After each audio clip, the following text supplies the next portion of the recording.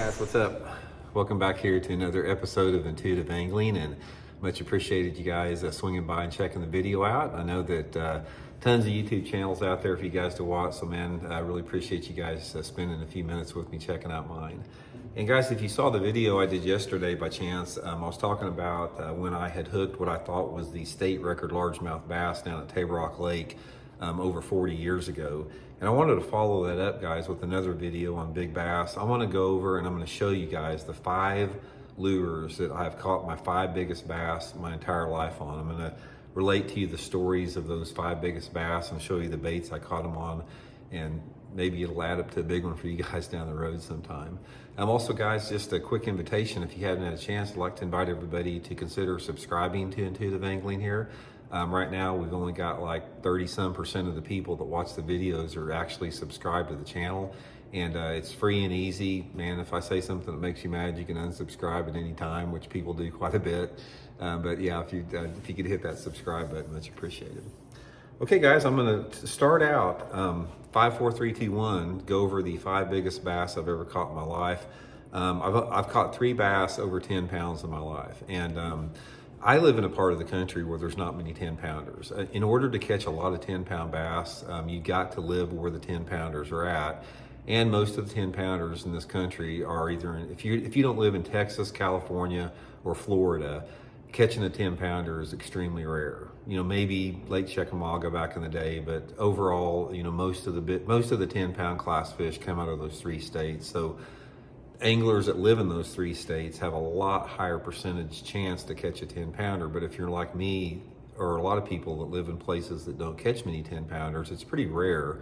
Plus, as a tournament angler, we don't go out big fishing for giant fish all the time. We're trying to catch quality fish, trying to catch limits. So considering the fact that I've fished so many years, I've really only caught 3 over 10. We'll go into that in today's video. Okay, number 5, guys, the 5th largest bass I ever caught was a 9-pound, 12-ounce bass. This was at Sam Rayburn Lake in Texas, and it was actually in a Bassmaster Invitational. We were fishing a Bassmaster Invitational down there in late February or March or something like that. And the lake was flooded in the bushes down there. Perfect flipping scenario. And I was down there flipping my trusty this is exactly what I caught it on, a 1/2-ounce black and blue jig. At the time I was using a black pork frog. This is a Zoom big salty chunk, but this was the setup that I caught that 9/12 on, flipping it on 30-pound test line down there. And this particular fish, there was some flooded, I don't know what type of tree it was, like some type of a tree native to Texas down there, but it was like, this tree was like probably 25 feet tall. It had some gnarly limbs on it, and it was about submerged in about 8 to 10 foot of water. So anyway, I pitched in the middle of this tree over there, and I got a bite, and I set the hook.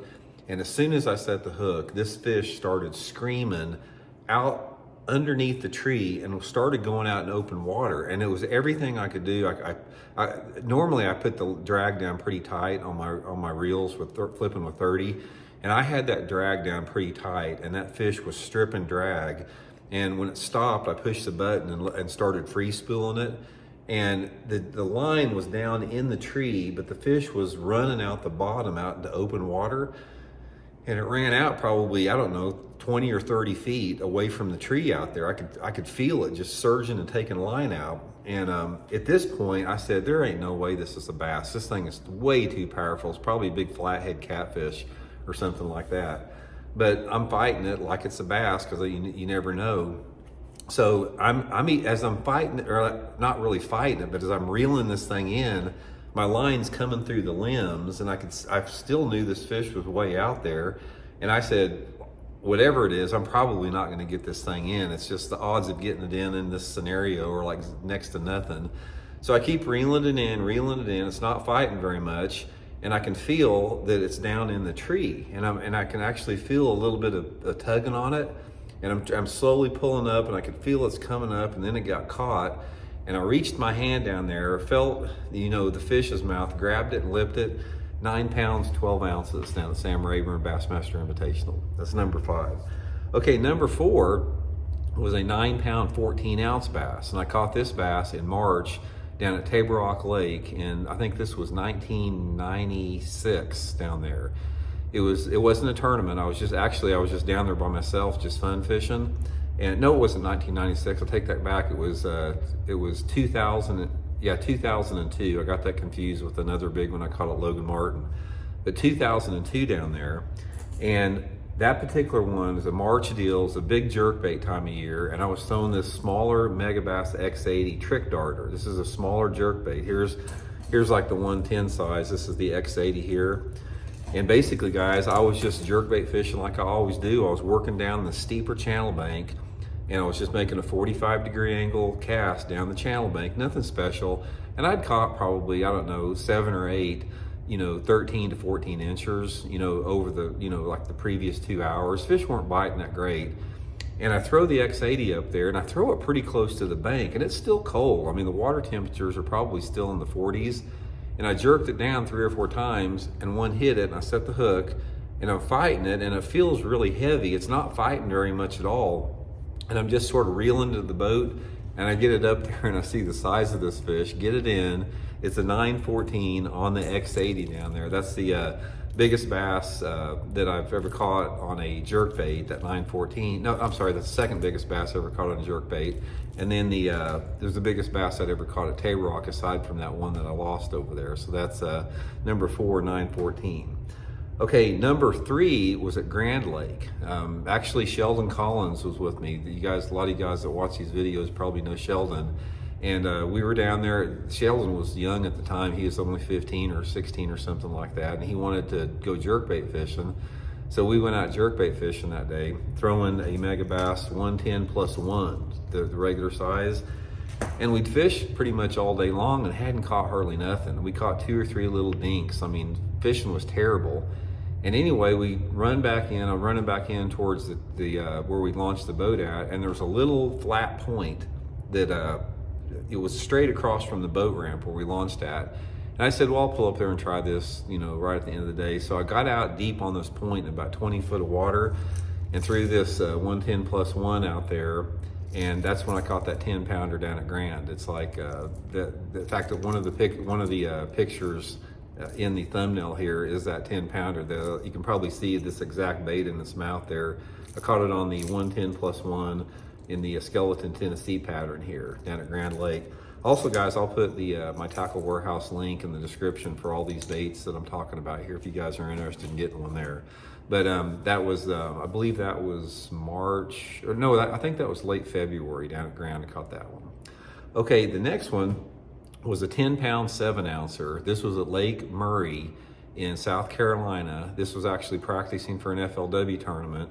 And this one was part of the biggest 5 fish limit I'd ever caught in my life. I had 5 that would probably have weighed about 37 pounds in the day before the tournament started down there at Lake Murray. And this was another March. Like, we talk a lot about how good March fishing is, but this was another March, tournament down there. March is the time you're going to catch the big ones most of the time. And anyway, these big fish, they were staging, getting ready to spawn at the mouth, sort of at the mouth of all these spawning coves. So what I was doing is I was starting at the point of some of these spawning coves, and I was taking lipless crankbait like this Megabass Vibration X, and I was throwing it out there, letting it hit the bottom, and just sort of slow reeling it along the bottom and maybe pumping it up. I wasn't reeling it like you do a normal lipless crankbait, but sort of slow pumping it, let it go to the bottom like that, jerk it up. And actually what I had done, what I caught that one on, is I took the paint all off of this, and it was just, the bait was just like the color of plastic, and I marked the back with some Black Magic marker, so it was like a clear Vibration X with the black back on it. And that fish came, that 10-7 there came probably in about 7 or 8 foot of water at the mouth of one of those coves there. It was unbelievable day on the water. I didn't catch a lot that day, but I caught some big ones.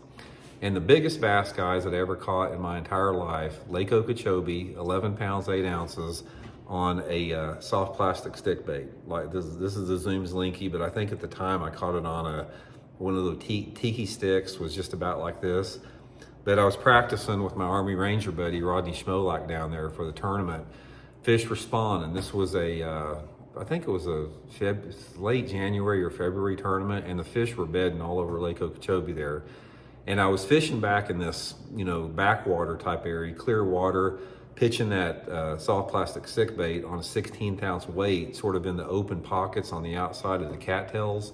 And I came to this one little cattail point, and there were some cattails right on the point, and there was a nice little opening back in there.